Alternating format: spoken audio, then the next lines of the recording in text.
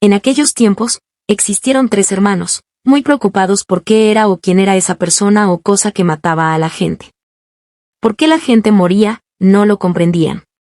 Un día, una señora les dijo que siguieran el camino y encontrarían un viejito que les sabría decir dónde podían encontrar a la muerte. Caminaron mucho y por fin vieron al viejito, quien inteligentemente les dijo, allá, muy lejos, donde está un árbol muy grande, cuya historia se escribe por sí sola, ahí van a encontrar a la muerte. Ahí vive. Los 3 muchachos se alegraron. Estaban dispuestos a acabar con esa cosa para que la gente ya no muriera. Al llegar, se impresionaron al ver un árbol frondoso. Se separaron para rodearlo y, tras unos minutos, el menor encontró un orificio en el tronco. Ahora mismo, vamos a ver quién es, dijo uno de ellos. Al entrar al tronco, lo único que encontraron fue oro, metales preciosos y monedas de plata. Ya seguros de que no existía ahí ni una persona, ni nada, decidieron repartírselo en partes iguales. Pero antes, decidieron que el menor fuera por algo de comer. El menor compró entonces 3 refrescos, 1 limpio y 2 envenenados. Estaba inconforme, pues creía que solo a él le pertenecía todo. Sin embargo, el mayor ya tenía un plan también. Cuando llegó el menor, entre los 2 lo agarraron. Y lo mataron, pero no contaban con el plan de este y bebieron enseguida los refrescos. Los 3 murieron. Bien lo dijo el anciano, allá muy lejos, donde está ese árbol, cuya historia se escribe por sí sola, ahí encontrarán la muerte. El número de oro del libro Múltiples lenguajes de quinto grado. Por Aprende Fácil. El número que se conoce como número de oro, dorado o áureo, se llama Phi en español, se pronuncia Phi y se representa con la letra griega del mismo nombre, Phi en mayúscula y Phi o Phi en minúscula. A lo largo de la historia, varios matemáticos lo estudiaron hasta demostrar que es irracional, un número cuya parte decimal es infinita y no periódica. Es decir, pertenece al mismo tipo de números que otro muy famoso que ya conoces, pi. Aunque mucho menos célebre, el número de oro 1.61803398749 tiene muchas historias que contar. Veamos algunas de ellas. En la antigua Grecia, observaron que era el resultado de dividir la longitud de 2 segmentos especiales. La siguiente figura está formada por un pentágono regular, 5 lados iguales y una estrella de 5 puntas, inscrita en él. Al dividir la longitud del lado de la estrella AC entre la longitud del lado del pentágono AB, se obtiene el número de oro. Es decir, AC, AB igual a 1.61803398749. A esta relación entre 2 segmentos se le conoce como razón áurea. 2 partes de un segmento tienen proporción áurea si el segmento completo tiene la misma razón con la parte más grande, que la parte más grande con la parte más pequeña. Así, para dividir cualquier segmento de recta en 2 partes cuya razón sea áurea, basta cortarlo al 61.8%, aproximadamente, de su longitud. También hay rectángulos dorados, llamados así porque al dividir la longitud del lado mayor entre la longitud del lado menor se obtiene Phi. Pero, ¿cómo se pueden construir utilizando solo regla y compás? 1. Se traza un cuadrado ABCD. 2. Se dibuja el punto medio M del lado BC y se traza la diagonal MD. 3. Con el centro en MD, se traza un arco de circunferencia que se extienda hasta la prolongación del lado BC. Se llama E a ese punto y se traza el rectángulo XF, verde. El rectángulo ABF es un rectángulo dorado. Además, no solo el rectángulo ABF es dorado, sino que también el pequeño XF. Esto implica que podemos continuar construyendo rectángulos dorados, dentro de rectángulos dorados. Para cada rectángulo dorado que se obtiene, se divide en 2 partes, un cuadrado cuyo lado sea igual al lado menor del rectángulo y otro rectángulo dorado como el siguiente. Ahora, traza siguiendo el camino de las diagonales de los cuadrados para formar lo que se conoce como la espiral áurea o dorada. El número de oro también está relacionado con la conocida sucesión de Fibonacci, ¿la recuerdas? Inicia con 2 números 1 y luego, para obtener el siguiente número de la sucesión, se suman los 2 anteriores. 1, 1, 2, 3, 5, 8, 13, 21, 34, 55, 89, 144.233, 377, 610, 987, 1597. ¿Y cuál es su relación? Que si se divide en dos números consecutivos, el mayor entre el menor, de la sucesión de Fibonacci, el resultado se aproxima cada vez más al número de oro. Compara la parte decimal de los siguientes cocientes con el número dorado phi igual a 1.61803398749. Desde la antigüedad, hasta hace algunos años, se decía que el número de oro estaba relacionado con varias obras de arte, de arquitectura y con la belleza estética. Sin embargo, recientemente, se ha empezado a desmitificar dicha afirmación dado que no existen pruebas fehacientes de que en el pasado se utilizara dicho número, aunque sí proporciones cercanas a él, pero, estrictamente hablando, es imposible que nada del mundo real caiga dentro de la proporción áurea porque se trata de un número irracional. Kate Devlin, matemático británico y escritor de ciencia popular. Albert sin sueños, de Claudia Cabrera Espinosa del libro Múltiples lenguajes de quinto grado. Por Aprende Fácil. Albert nunca había soñado nada y se sentía mal por ello, pésimo. Como si tuviera un defecto. Le daba miedo tener algún problema grave, que lo descubrieran los doctores y lo internaran en un hospital para toda la vida. Así que no decía nada. Algunas veces, su amigo Jacobo llegaba a la escuela contando sueños de lo más exóticos. Iba en una avioneta luchando contra unos terroristas, cuando me lanzaron una granada y tuve que saltar en paracaídas. Estaba a la mitad del océano y, justo cuando pensé que iba a caer en el mar, pasó un barco en el que venía la selección brasileña de fútbol y me invitaron a jugar con ellos. Así eran los sueños de Jacobo. Albert no sabía cómo en esa cabecita suya podían ocurrir cosas tan extrañas. Solo podía ser algo ajeno a él, una fuerza superior que las pensara por él y las metiera en su cerebro. El hada de los sueños, no, el dios de los sueños, que por algún motivo nunca se había tomado la molestia de visitarlo a él. Cuando Jacobo terminaba su historia, Lucero comenzaba con las suyas. Yo soñé que estaba a la mitad del bosque, en la noche y, de repente, se me aparecía una jauría de lobos hambrientos.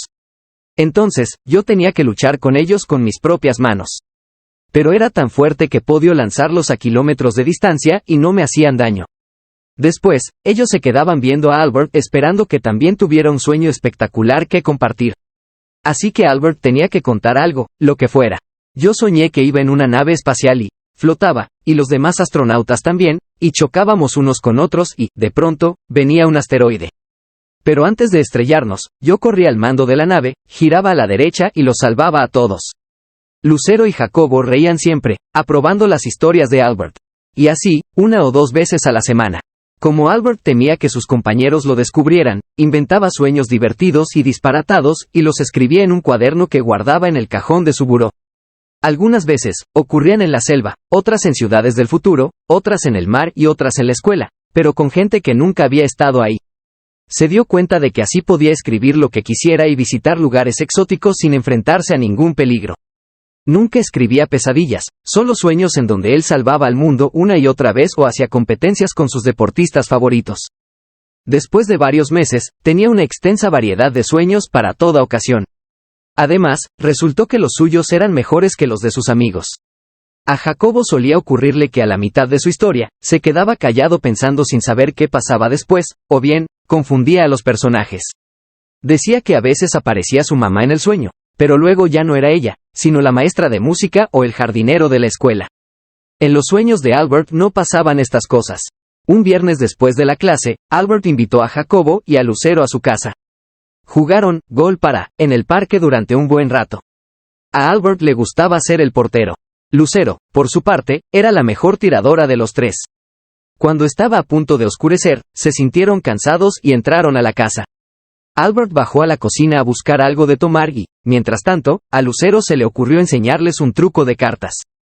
Creo que Albert tiene unas cartas en ese cajón, le dijo Jacobo señalando el buró. Lucero abrió el cajón, pero no encontró ninguna baraja. Lo único que vio fue un cuaderno azul con el nombre de Albert en la cubierta. No hay cartas, pero parece que encontré el diario de Albert, dijo Lucero. Albert no tiene ningún diario, que yo sepa, respondió Jacobo. ¿Seguro?, preguntó ella mientras abría el cuaderno. Sueño número 1, comenzó a leer. Estoy en el estadio de los Yankees a punto de batear, el público me aclama y la casa está llena. Entre el público están el presidente y todos los niños y niñas de la escuela. Creo que no deberíamos leer esto. En ese momento, Jacobo se levantó y fue hacia Lucero quitándole el cuaderno. Así que apunta todos sus sueños, dijo él, con razón los recuerda tan bien. Lucero miró el cuaderno, dubitativa. O estoy segura, fíjate cómo cambia los nombres de los personajes. Primero escribió el director de la escuela, luego lo tachó y le puso encima, el presidente. Jacobo siguió inspeccionando el cuaderno. Encontró muchos tachones y palabras encimadas, como si se arrepintiera en el último minuto y lo cambiara por otra cosa. Ajá, exclamó de pronto. Mira, todo este párrafo que está tachado, ¿sabes por qué lo tachó? No respondió Lucero, porque se lo conté yo. Es un sueño mío, explicó Jacobo. Seguramente, se le olvidó que yo se lo había contado y luego se dio cuenta. Yo creo que hace trampa. Con razón sus sueños son mejores que los nuestros. Ya decía yo que nadie podía tener siempre sueños tan maravillosos. Yo sueño con arañas gigantes mientras él sueña con que es beisbolista profesional. Pues no sé, puede ser. Dijo Lucero, mejor se lo preguntamos a él. Al poco tiempo, entró Albert en la recámara con un plato de galletas. Sus dos amigos estaban sentados en la cama. Jacobo tenía el cuaderno azul en la mano. ¿Tienes algo que decirnos?, le preguntó mirándolo fijamente. Albert dejó las galletas sobre la mesa sin saber de qué hablaba. ¿Has estado inventando los sueños todo este tiempo, verdad?, preguntó Jacobo. A Albert se le humedecieron los ojos y se sentó en el suelo, cabizbajo. Ellos se extrañaron mucho. Nunca lo habían visto así y tampoco era para tanto que se inventara los sueños. Sí, me los inventé todos, confesó Albert. Bueno, no pasa nada, todos inventamos cosas de vez en cuando, dijo Lucero. Es que no es eso, continuó Albert. Entonces, preguntó Lucero, es que nunca he soñado nada. Lucero y Jacobo se miraron entre ellos. Nunca habían escuchado algo así. Todo el mundo tenía sueños, aburridos, divertidos, pesadillas o lo que fuera, pero nada. ¿Nada de nada? ¿En toda tu vida?, preguntó Jacobo. Nada de nada, dijo Albert echándose a llorar. Entonces, ¿todo lo que nos contaste, lo inventaste tú?, preguntó Lucero. Sí, dijo Albert entre sollozos. Jacobo y Lucero volvieron a quedarse en silencio. Querían ayudar a su amigo, pero no se les ocurría cómo hacer para que Albert pudiera soñar. ¿Sabes?, dijo finalmente Jacobo. Yo, cuando más sueño es después de haber cenado mucho. Tal vez eso te funcione. Sí, pero por eso sueñas con arañas gigantes, respondió Lucero. Todo el mundo sabe que las cenas pesadas hacen que tengas pesadillas. Sí, eso sí, dijo Jacobo. Albert seguía pensando que tenía un problema, que no era normal lo que le pasaba. Pero antes de decir cualquier cosa, Lucero adivinó sus pensamientos y le dijo. ¿Sabes? Todos tenemos algún problemilla, algo que no anda muy bien. Yo, por ejemplo, nunca he estornudado. Albert y Jacobo se le quedaron viendo sin terminar de creerle. De verdad, mi mamá dice que es algo de las vías respiratorias y el tabique desviado y no sé qué. Y él dijo señalado a Jacobo, se hace pipí en la cama. Claro que no, gritó Jacobo. ¿Seguro?, preguntó Lucero. Bueno, solo me pasó una vez, pero fue por tomar mucho jugo antes de ir a la cama. Ya ves, Albert, algún día tendrás sueños, igual que todos los demás. Vas a ver, dijo Lucero. Mientras tanto, nosotros podemos seguir contándote los nuestros y tú nos puedes contar cualquier historia que se te ocurra. A partir de entonces, Albert dejó de sentirse mal por no soñar. Siguió escuchando las historias de sus amigos y contándoles todo lo que se le ocurría sin temor a ser descubierto. Y ellos decidieron que también podían hacer algunos cambios en los suyos para no quedarse atrás con todas las historias fantásticas que les contaba su amigo. Hasta que un día, Albert despertó sobresaltado. Había tenido un sueño. Estaba jugando fútbol en la escuela y él era el portero. Iban empatados y, cuando el partido estaba por terminar, vio a Lionel Messi a punto de disparar contra su portería. ¿Qué hace Messi en mi escuela?, se preguntó antes de dar un brinco y detener el disparo. Sus amigos se pusieron a gritar de alegría y pudieron meter un gol en el último minuto. Al llegar a la escuela, corrió a contárselo a Jacobo y a Lucero. Ellos lo felicitaron y quisieron saber todos los detalles. Desde ese día, los tres se contaban sus sueños siempre que los recordaban, pero lo que más disfrutaban era continuar las historias, inventar nuevos episodios e incluir en ellos a sus amigos para imaginar que han estado los tres juntos mientras recorrían la selva durante la noche o visitaban planetas lejanos. Asimetría del rostro del libro Múltiples lenguajes de quinto grado. Por Aprende Fácil. Mira tu rostro en el espejo. ¿Es simétrico? El rostro humano no es simétrico. Hay diferencias en la forma o el tamaño de los ojos. El lado derecho de la nariz puede ser más ancho que el izquierdo o, incluso, Un pómulo es posible que sea más prominente que el otro. Estas diferencias se pueden apreciar al hacer el siguiente experimento. Esta es la fotografía del rostro de una persona. Dividimos la cara, exactamente, a la mitad e identificamos el lado derecho y el lado izquierdo. Hacemos una copia del lado derecho del rostro, la reflejamos horizontalmente y la unimos con el lado derecho original. Hacemos lo mismo con los lados izquierdos. Dos lados derechos del rostro juntos. ¡Qué distintas son! Dos lados izquierdos del rostro juntos. Ahora, puedes hacer lo mismo con una fotografía tuya y con la ayuda de una computadora. La tumba de Cuauhtémoc, el joven abuelo de México del libro Múltiples lenguajes de quinto grado. Por Aprende Fácil. Así como para nuestra familia es importante saber dónde están enterrados los restos de nuestros abuelos y otros seres queridos con el fin de honrarlos y cuidarlos. Para los pueblos y culturas del mundo ha sido primordial resguardar los cuerpos de aquellos personajes determinantes para su historia. No obstante, por situaciones graves de guerras internas o invasiones extranjeras, a veces, no se cuenta con dicha información. En México, es el caso de Cuauhtémoc, el último tlatoani mexica, quien encabezó la resistencia ante la invasión española después del asesinato de Moctezuma y la muerte por viruela de Cuitláhuac. Cuauhtémoc fue nombrado tlatoani el 1 de febrero de 1521, asumiendo el liderazgo del pueblo mexica después de la matanza en el Templo Mayor y la expulsión del ejército español en la Noche de la Victoria, antes conocida como Noche Triste. Cuauhtémoc asumió el mando en medio de la afectación de una epidemia de viruela, enfermedad hasta entonces desconocida por el pueblo mexica, y pocos días antes del sitio de Tenochtitlán donde los españoles y sus aliados cortaron suministros de alimentos y agua potable a la ciudad. A pesar de estas condiciones, los guerreros y el pueblo mexica liderado por Cuauhtémoc resistieron durante más de 80 días. El 12 de agosto, ante la evaluación de los daños e inminente caída de la ciudad en manos de los invasores españoles, Cuauhtémoc dio un discurso con un mensaje triste, aunque lleno de esperanza. En él, invitó al pueblo a mantener la esperanza en el futuro, en el nuevo amanecer, en el nuevo sol. Dicho amanecer representaría un inicio fresco para los hijos de la Madre Tierra, Anáhuac, donde renacerían de sus cenizas y de los escombros para luchar por volver a ser el gran pueblo mexica. Al día siguiente, 13 de agosto de 1521, México Tenochtitlán fue tomada por los españoles, haciendo preso al tlatoani quien pidió ser sacrificado y entregado en ofrenda conforme a la tradición, pero Hernán Cortés decidió mantenerlo vivo como estrategia para facilitar la dominación de los demás pueblos. Entonces, ¿cómo murió Cuauhtémoc? Tiempo después, Cortés fue a las Cibueras, hoy Honduras, para apaciguar el levantamiento de un capitán español en su contra. Llevó a Cuauhtémoc consigo, por un lado, para evitar que, al dejarlo en Tenochtitlán, pudiera inspirar algún levantamiento indígena y, por otro, para mostrarlo como una especie de trofeo frente a otros pueblos mesoamericanos y así facilitar su sometimiento y aceptación de las nuevas condiciones impuestas por los españoles. El viaje a las Cibueras era largo, pues había que hacerlo caminando y a caballo, así que llevó varios meses, durante los cuales la caravana, compuesta principalmente por guerreros indígenas, tuvo dificultades al entrar a territorio selvático. Ahí, se corrió el rumor de que Cuauhtémoc estaba organizando una sublevación contra Cortés. Ante esta situación, y a pesar de que el tlatoani negó participar en dicho plan, fue asesinado, colgado de una ceiba en un punto que se encuentra entre los estados de Campeche y Tabasco.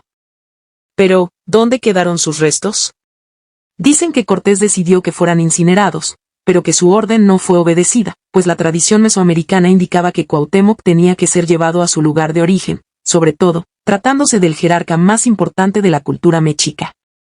Así es que prepararon su cuerpo según la tradición, sahumándolo, acción de dar humo aromático a algo a fin de purificarlo o para que huela bien, y envolviéndolo en plantas especiales para llevarlo, en un viaje que duró 40 días a pie, hasta Izcateopan, donde estaban los restos de su madre, con la intención de enterrarlo junto a ella.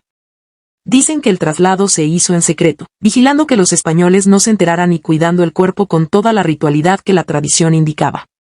De esta manera, el cuerpo de Cuauhtémoc fue enterrado junto al de su madre. 4 años después, Fray Toribio de Benavente, Motolinía, fue a rescatar el cuerpo de su fraile amigo, Juan de Tecto, a quien, dicen, le habían dado muerte junto con Cuauhtémoc, por oponerse al asesinato del tlatoani y esconder información sobre el interrogatorio previo a su ahorcamiento. Una vez rescatado el cuerpo de su amigo, exhumó también el cuerpo del guerrero para colocarlo, escondido, en un lugar especial dentro del templo principal de Izcateopan, con el fin de honrar su vida y la heroica defensa que hizo de su ciudad. Ahí mismo construyeron, 11 años después, en 1539, la iglesia de Santa María de la Asunción, quedando bajo el altar principal la Miccapetlacali, tumba de Cuauhtémoc. En dicho lugar, Fray Motolinía elaboró un documento dando fe del acontecimiento, lo entregó a una familia y pidió que la sepultura se mantuviera en secreto para evitar conflictos con Hernán Cortés. Al ser Cuauhtémoc un personaje que bien podía convertirse en un símbolo de lucha y resistencia para los pueblos mesoamericanos, encomendando a esa familia que resguardara los importantes escritos durante las generaciones necesarias hasta que fuera tiempo de reconocer y honrar al último tlatoani. Toribio de Benavente, mejor conocido como Motolinía, fue un misionero franciscano que fungió como historiador de la Nueva España. Tomó el nombre de Motolinía, pues así le decían los indígenas en lengua náhuatl, haciendo referencia a la gente humilde o sencilla. ¿Y si era un secreto, cómo es que se sabe ahora? El secreto se guardó y se fue pasando de generación en generación entre aquella familia y los huehues abuelos sabios del pueblo, hasta que, en 1949, el doctor Rodríguez Juárez, médico, curandero y sabio de la comunidad, informó al cura del pueblo lo que sabía y que él era el heredero del documento. El sacerdote no esperó mucho tiempo, sino que en la misa del domingo siguiente dio a conocer la noticia, informando que justo debajo del altar mayor de la iglesia donde se encontraban reunidos, estaban resguardados los restos de Cuauhtémoc, el último tlatoani mexica. Esto causó gran revuelo, no solo entre los feligreses, sino también entre las autoridades, quienes demandaron al ciudadano presentar las pruebas. Así, el doctor Rodríguez Juárez mostró el documento dejado en su custodia por sus abuelos y a su vez dejado a estos por sus propios abuelos, durante 11 generaciones, a lo largo de más de 450 años.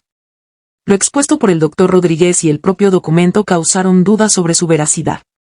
Así que el presidente municipal de aquella época pidió la intervención del gobierno federal para confirmarlo o desmentirlo. De esta manera, el gobierno federal creó una comisión de investigación a través del Instituto Nacional de Antropología e Historia, INA, encabezada por la arqueóloga Eulalia Guzmán, quien revisó los documentos y dio fe de que dichos escritos eran copia fiel de un original. A partir de ahí, comenzó con el segundo paso en la verificación de lo dicho por el doctor Rodríguez Juárez en los documentos. Averiguó mediante entrevistas con las personas más antiguas y sabias del pueblo para indagar lo que sabían sobre la existencia de la posible tumba de Cuauhtémoc en Xcateopan. Esta técnica de rescate de la tradición oral para la construcción del conocimiento histórico confirmó la hipótesis de que los restos estarían enterrados en la iglesia. Entonces, seguiría a hacer las excavaciones correspondientes, lo que implicaba derribar el altar principal. Una vez conseguidos los permisos necesarios ante las autoridades implicadas, se dio paso a la excavación. Para sorpresa de la arqueóloga y alegría del pueblo en general, se descubrió que algunos metros abajo, estaba una tumba hecha de acuerdo con la tradición indígena del siglo XVI, y dentro de ella, los restos óseos de una persona junto a una placa de cobre con una inscripción que decía Rey. N.S. Cuauhtémoc, Rey Nuestro Señor Cuauhtémoc. El metal tenía rasgos de oxidación tan antiguos que correspondían con la fecha mencionada en el documento y con el conocimiento histórico sobre la muerte de Cuauhtémoc en otras fuentes. En ese momento el INA, a través de la arqueóloga Eulalia Guzmán, confirmó el hallazgo. Los restos de Cuauhtémoc habían sido encontrados. Sin embargo, otros investigadores del instituto pusieron en duda el procedimiento utilizado para llegar a esa conclusión y pidieron hacer nuevas investigaciones para comprobarlo. La nueva averiguación detectó algunas fallas en el procedimiento y no pudo confirmar el hallazgo. Durante los años siguientes, ha habido otras 3 comisiones que investigan el descubrimiento y que no han podido confirmar la veracidad del mismo. Con esto, se puede observar que existen 2 grupos de científicos que se pronuncian en torno al tema, unos dando por hecho que son los restos del tlatoani y otros que no lo pueden confirmar. Ambos presentan sus propias pruebas científicas, aunque quienes lo niegan, mencionan que dichas pruebas no son suficientes. Este hecho demuestra que la ciencia está siempre en movimiento y que quienes la generan son seres humanos con su subjetividad, con sus propias creencias, ideologías e intereses. Y muestra, también, que no existe una verdad única ni absoluta y que, en todo caso, las ciencias y las humanidades están en busca de ella. Lo que sí es un hecho indudable es que en Xcateopan, el pueblo ha convertido la iglesia de Santa María de la Asunción en el Museo Tumba de Cuauhtémoc. Han quitado todas las referencias católicas y han hecho un gran mausoleo a la tumba del tlatoani, diseñado por Diego Rivera, quien, junto con otros artistas y personajes de la cultura y la política, acudieron a visitarla. En Xcateopan están convencidos de que ahí están los restos de Cuauhtémoc, Los documentos, la tradición oral y las excavaciones realizadas los respaldan. Xcateopan, ahora se llama Xcateopan de Cuauhtémoc y en febrero, el mes de las fiestas más importantes en el pueblo, festejan el día 1 grado, fecha en que Cuauhtémoc fue nombrado Huey Tlatoani de Tenochtitlán, el 2 de febrero, día en que el cura dio a conocer al pueblo la noticia de la ubicación de la tumba, el 23 de febrero, cuando festejan el día de su nacimiento, que en realidad fue el 14 de julio, y, finalmente, el 28 de febrero, cuando conmemoran el día de su muerte. Así pues, el Museo Tumba de Cuauhtémoc está en el centro del pueblo, justo donde antes estaba la iglesia de María de la Asunción y antes de esta, el templo mayor del Xcateopan, que en lengua náhuatl quiere decir sobre algodón divino. En el museo se pueden ver los restos del Tlatoani, exposiciones fotográficas del hallazgo arqueológico y, frecuentemente, se realizan ceremonias y danzas prehispánicas para honrar al último Tlatoani mexica, Cuauhtémoc, que en lengua náhuatl significa sol del atardecer o águila que desciende, y a quien el poeta Amado Nervo bautizó como el joven abuelo de México pues fue asesinado cuando apenas contaba con 25 años de vida. Bien vale el gozo de ir a visitarlo en aquel pueblo que guarda en su corazón un pedazo de la memoria de nuestra historia y que, al conservarla, hace también historia. Discurso de Cuauhtémoc un día antes de la caída de Tenochtitlán, español. Nuestro sol se ocultó, nuestro sol desapareció su rostro y en completa oscuridad nos ha dejado, pero sabemos que otra vez volverá, que otra vez saldrá y nuevamente nos alumbrará, pero mientras allá esté y en la mansión del silencio permanezca, muy prontamente reunámonos y estrechémonos y en el centro de nuestro ser ocultemos todo lo que nuestro corazón ama y que sabemos es gran tesoro. Destruyamos nuestros recintos al principio creador, nuestras escuelas, nuestros campos de pelota, nuestros recintos para la juventud, nuestras casas para el canto y el juego. Que nuestros caminos queden abandonados y nuestros hogares nos resguarden hasta cuando salga nuestro nuevo sol. Los papacitos y las mamacitas que nunca olviden guiar a sus jóvenes y hacer saber a sus hijos mientras vivan cuán buena ha sido hasta ahora nuestra amada tierra anáhuac. Al amparo y protección de nuestro destino y por nuestro gran respeto y buen comportamiento confirmados por nuestros antepasados, y que nuestros papacitos muy animosamente sembraron en nuestro ser. Ahora, nosotros les encargaremos a nuestros hijos que no olviden informar a sus hijos cuán buena será, cómo se levantará y alcanzará fuerza y cuán bien realizará su gran destino esta nuestra amada madre tierra anáhuac. Sinestesia, de Rosy Santiago del libro Múltiples lenguajes de quinto grado. Por Aprende Fácil. La primera vez que lo noté fue al comer mi comida favorita, enchiladas verdes con pollo. Algo estaba mal, su sabor era mucho más fuerte, tanto que rozaba en lo desagradable. Pensé por un breve momento que tal vez, y solo tal vez, ya no era mi comida preferida, pero ¿cómo pasó? Yo las amo, me podría comer 1000 en una sola sentada. Puay, saqué de mi boca un pedazo de tortilla verde. ¿Qué pasó, Margarita? ¿No te gustaron las enchiladas?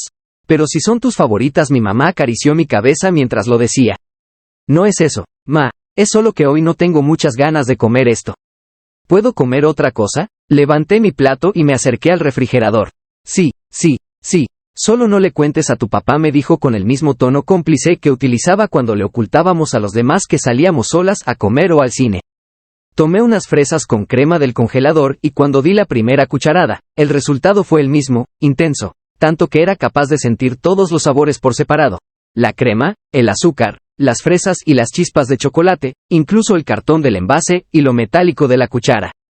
Mi color favorito es el amarillo, todo lo amarillo como el sol, los girasoles, los pollitos y los camiones destacan más, se ven más vivos, más felices, por eso me gusta. Hasta que un buen día me desperté y quise vestirme con mi suéter favorito amarillo, obvio. Me acerqué al armario donde lo tenía guardado, cuando lo tomé entre mis manos, lo observé por un largo tiempo. ¿Siempre ha sido tan feo y chillón? ¿Por qué nunca lo noté? Lo tiré al suelo y me puse a lloriquear en la cama por un rato. Después me levanté para tomarlo. Seguro mi hermana echó a perder mi suéter y lo cambió por otro. Cuando estaba a punto de ir a reclamarle, noté un agujero en la manga, tal como mi suéter antiguo. Lo reconocí enseguida porque me lo hice al caerme de la bicicleta. ¿Es esto posible? Este suéter horroroso no puede ser el mío. Levanté una mano para quitarme el pelo de la cara y me sorprendí al notar cada una de las hebras de mi cabello. Aquello me estaba volviendo loca. ¿Ya viste lo que tiene pegado Ofelia en el zapato? Escuché decir a Iris a su compinche, Paula, entre risas.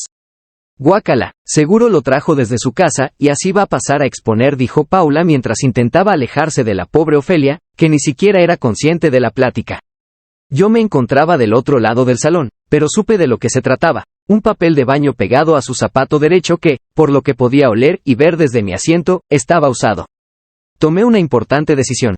Si yo iba a ser una superheroína, entonces utilizaría mis poderes para el bien. Me levanté de mi mesabanco y me acerqué a Ofelia temiendo lo peor. Ofelia Rivera era su nombre completo y tenía la reputación de ser la más mala de toda la escuela, aunque nadie sabía por qué. Todos huían de ella si la veían por los pasillos, siempre comía sola y nadie la juntaba para los trabajos en equipo. Después de salvarla de lo que pudo haber sido la humillación más grande de su vida, me di cuenta de que los chismes que se decían sobre ella eran más falsos que decirle a la maestra que nosotros hacíamos las maquetas, cuando en realidad las hacen las mamás. Ofe, como la comencé a llamar, resultó ser una niña súper linda y amable que fue juzgada sin razón alguna. Con certeza podía confiarle mi secreto. Ofe, te voy a contar mi más grande secreto porque ahora somos amigas, pero me tienes que jurar por lo que más quieras que no te vas a reír de mí y tampoco se lo vas a contar a nadie. ¿Está bien? Te lo juro por el Triana, mi streamer favorito. Es una promesa, ¿eh? La señalé con el dedo. Bueno, después de mi fiesta de cumpleaños número 11, comencé a sentirme rara. Todos mis sentidos se hicieron más sensibles, más intensos. Mi vista mejoró muchísimo. Puedo identificar todos los sabores de una comida en tan solo una cucharada, escucho a grandes distancias, mis dedos son capaces de reconocer cualquier objeto y superficie con un toque y mi nariz ahora identifica nuevos olores. Eso me hace un bicho raro, ¿verdad? No, claro, no me dijo después de un breve silencio. Yo, creo que entonces somos dos raras, pensé que solo era mi imaginación, yo he estado pasando por lo mismo. El día que me salvaste, creo que no me di cuenta del papel en mi zapato por estar pensando en los poderes. ¿Crees que sí lo sean? No estoy muy segura, pero me alegra tanto no ser la única que está pasando por esto, le dije emocionada. ¿Crees que los debamos ocultar? ¿Como los de las historietas? Sí, creo que sí. Nos podemos ganar enemigos. Ofe soltó una risa, mientras caminábamos hacia la salida de la escuela. Lo mejor de tener poderes es tener una amiga con quien hablar de ellos. Cortitos del libro Múltiples lenguajes de quinto grado. Por Aprende Fácil. El relato de Sean Brennan / 2009, Tonatiuh Moreno, 7 minutos. Sean trabaja muy duro en la taberna de su padre, pero él no quiere estar ahí, sueña con viajes en mares lejanos poblados de seres fantásticos. Cuando menos lo espera, unos marineros le ofrecen llevarlo con ellos. Él tendrá que buscar la manera de llevar a cabo su aventura sin afectar a nadie, lo cual nos permite reflexionar sobre las distintas acciones a tomar para obtener lo que deseamos. Así, sabrá si los sucesos que se imaginaba se parecen a la realidad. El camino le irá confirmando o negando aquello que él había pensado. En la taberna se lleva un estilo de vida muy distinto al de los marineros, por lo que, al viajar en el mar, conviven estas dos situaciones y podremos observar qué conocimientos obtiene Sean de cada una y cómo se beneficia. Ramona / 2014, Giovanna Zacarías, 15 minutos. Ramona, una campesina de 80 años, anuncia que va a morir. Su hijo Carmelo le pide tiempo para juntar el dinero del ataúd. Se divulga la noticia por el pueblo y muchos llegan a despedirse de ella y, de paso, le dan recados para sus muertos. Pero, ¿qué pasaría si cambiara de opinión? Este cortometraje nos brinda una perspectiva distinta de lo que, normalmente, conocemos en relación con la muerte y, así, nos invita a meditar sobre cómo abordamos este tema en nuestra vida cotidiana. Del mismo modo, muestra cómo las personas perciben la vida y cómo quieren vivirla. Carnitas / 2014. Raúl Bárbara Miriam Balsategui Tobar. 15 minutos. Este cortometraje nos muestra la inocencia de la infancia a través de las vivencias de Valentina, su protagonista. Una niña que vive sola en una zona rural. Como única compañía, tiene una amiga imaginaria a quien ve como asiática debido a los objetos que reconoce hechos en aquella región. Su soledad termina cuando sus padres, quienes pasan por una mala racha económica, deciden comprar un pequeño cerdo para engordarlo. Sin embargo, Valentina, en su inocencia, lo integra en el mundo imaginario que ha construido para aliviar su soledad. Con este nuevo amigo, llamado Carnitas, Valentina construirá un mundo ya no solo imaginario, pues el cerdito se vuelve el pretexto ideal para sensibilizar a sus padres sobre la soledad, la amistad y principalmente, sobre que, a veces, hay cosas más importantes que lo material. Iker Pelos Tiesos / 2009, Sandra García Belten, 7 minutos. Iker piensa que todas las personas se parecen a un animal. En su familia hay distintos animales. A él le hubiera gustado ser un oso, como su papá, pero no, salió igualito a su abuelo, un puercoespín. Es un secreto que esconde en la escuela hasta que un día lo hacen enojar tanto, que toma su verdadera forma y se convierte en dicho animal. Aquí podemos observar las diferencias que hacen único a cada quien y el respeto que se debe mostrar ante esos contrastes. De esta forma, podemos aceptarnos a nosotros mismos para convivir con otras personas sin importar sus características físicas o su forma de pensar. Iker nos comparte cómo es que él acepta su verdadera forma animal y termina mostrándole a todos quién es en realidad. El juego de pelota, tradición mesoamericana, representación en códices del libro Múltiples lenguajes de quinto grado. Por Aprende Fácil. El juego de pelota precedía a acontecimientos o rituales importantes como la preparación para la guerra, algunas alianzas o tomas de poder. Se han encontrado evidencias del juego alrededor del año 1400 a.C., en dos áreas de Oaxaca, los valles centrales y las mixtecas. La cancha tenía forma de I con marcadores decorados con relieves o pintados con símbolos de guerra o astros. La pelota era de hule con un peso aproximado de 3 kilos, se impulsaba con la cadera, la espalda y a veces con la mano protegida por una especie de guantelete. La preparación de los jugadores antes del partido era tener ayuno a modo de purificación, contacto con el güey tlatoani, expulsión de los malos espíritus, sahumerio con copal, oración, sacrificio animal o humano. La cancha del juego de pelota se compone de cancha, marcadores, pelota de hule, jugadores, jueces, el principal, el güey tlatoani. Reglas de juego. 1. No se puede tocar la pelota con la mano, con el pie o con la cabeza. Solo en el saque se usa la mano. 2. Se puede golpear la pelota con antebrazos, hombros, espalda y cadera. 3. Las faltas ocurren al tocar la pelota con otra parte del cuerpo o al arrojar la pelota fuera de la cancha y al tener una mala recepción de pelota.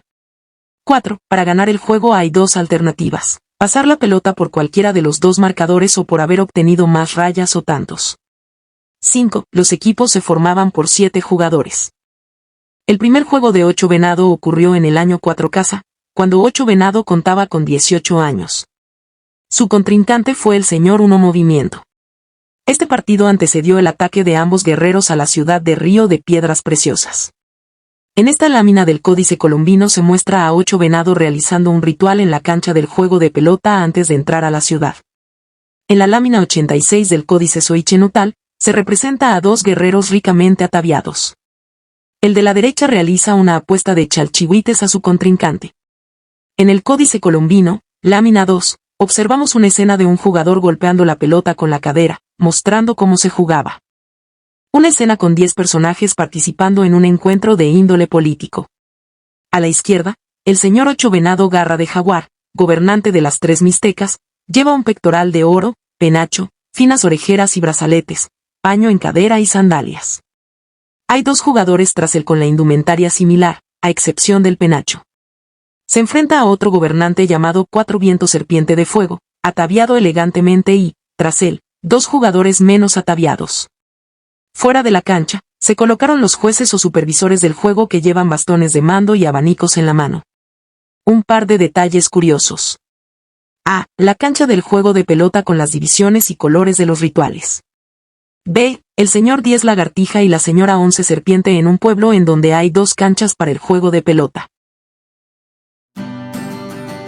Los chinelos de Tepoztlán, una danza con historia, del libro Múltiples lenguajes de quinto grado. Por Aprende Fácil. Morelos es uno de los estados de la República Mexicana que tiene de todo, mucha historia, buen clima y lugares interesantes. Uno de ellos es Tepoztlán, considerado pueblo mágico. Este poblado tiene sitios muy atractivos, como el templo y exconvento de la Natividad, la pirámide del Tepozteco, el Museo Carlos Pellicer, un carnaval muy vistoso, un mercado donde se come riquísimo y el tianguis artesanal. Está cerca de la Ciudad de México, lo cual facilita que muchos turistas lo visiten durante los fines de semana y, además, tiene historias locales dignas de contarse. La danza del brinco del chinelo. En cada carnaval de Tepoztlán y en otras fiestas del pueblo, se puede ver a unos danzantes llamados chinelos. El nombre proviene de una palabra de origen náhuatl que significa movimiento de cadera, sinelogua. Los chinelos usan máscaras que representan rostros de hombres blancos, con mejillas enrojecidas y barbas negras o rojizas que terminan en un mentón puntiagudo. Además, los ojos están pintados y son de color verde o azul. Origen. Con las máscaras, los chinelos imitan las caras de los hacendados españoles que vivían en la zona. Sus ojos claros, su barba profusa y sus formas de celebrar. En el siglo XIX, esos europeos eran los únicos que participaban en el carnaval de la región, donde lucían vestidos elegantes y joyas. Los pobladores pobres no podían formar parte de la festividad, por lo cual, unos jóvenes de Tlayacapan, un pueblo cercano a Tepoztlán, elaboraron unos disfraces con ropa vieja parecidos a los vestidos de los españoles y también se cubrieron el rostro. Así, hicieron su propia celebración, como una burla. Desde entonces, los demás pobladores empezaron a disfrazarse de igual forma cada año, no solo en Tlayacapan sino en Tepoztlán, Yautepec y otros lugares de Morelos. Fabricaron máscaras, se vistieron con ropa que imitaba elegantes vestimentas españolas y las usaron al bailar. Actualmente, el disfraz ya no se hace con ropas viejas, sino con materiales de muy buena calidad que son muy costosos. Al baile se le ha llamado la danza del brinco chinelo porque, justamente, se baila saltando al ritmo de una música muy alegre. Sombrero y traje. Unos sombreros altos de terciopelo, bordados con figuras de Shakira y lentejuelas de colores complementan el disfraz de chinelo. De los sombreros cuelgan hilados parecidos a collares de perlas hechos de plástico. También los adornan con grandes plumas coloridas. Esto representa la elegancia de los ricos, gachupines, como les decían a los españoles en esa zona. Los danzantes visten, además, un traje hecho de terciopelo y su color varía según la región en donde viven. Los de Tepoztlán son negros con olanes de orillas blancas. Los de Tlayacapan, blancos con líneas azules. Y los de Yautepec, de muchos colores. Varios de ellos cubren su espalda con una capa en donde portan figuras religiosas o imágenes relacionadas con su barrio. Las comparsas. Los barrios de Tepoztlán y de otros pueblos juntan un grupo de chinelos para que los representen el domingo de carnaval. Este festejo ocurre en febrero y es un día especial, alegre, en el que se oyen cohetes y música, se baila y se come riquísimo. A cada uno de esos grupos de chinelos se le llama comparsa, el cual está formado por al menos 10 danzantes. Los chinelos también bailan en otras fiestas donde los contratan y en festivales culturales de otras entidades a los que son invitados como Guanajuato, Hidalgo, Guerrero, el Estado de México y algunas alcaldías de la Ciudad de México. Su baile tiene más de un siglo de practicarse y ya es toda una tradición que ha pasado de abuelos a padres y luego a nietos. Chinelos más allá de México. Aunque la danza no es el único atractivo de Tepoztlán, es uno de los más vistosos. Los visitantes pueden comprar máscaras de chinelo y los artesanos también venden los trajes de estos danzantes. Algunos lugareños que se han ido a trabajar a Estados Unidos, encargan a los artesanos de Morelos fabricarles trajes de chinelo y enviárselos. Así, se disfrazan en aquel país y llevan a cabo la danza del brinco en fiestas de paisanos, algo que a los estadounidenses les llama mucho la atención. Es una tradición atractiva para cualquiera. Más huellas de historia de México en Tepoztlán. El pueblo de Tepoztlán no solo es conocido por los chinelos, en él hay atractivos turísticos que pertenecen a distintas épocas de la historia nacional. Por ejemplo, a quienes les gusta visitar vestigios de nuestros antepasados prehispánicos, seguramente les parecerá interesante que en el municipio se encuentra el Cerro del Tepozteco. En la cima hay una pirámide en ruinas que alguna vez estuvo dedicada al culto de Ometochtli Tepoztecat, dios del pulque, la fecundidad y la cosecha. El sitio puede escalarse y resulta un buen pretexto para poner a prueba la condición física. La recompensa al llegar a esas alturas es una vista impresionante del pueblo y de gran parte del valle.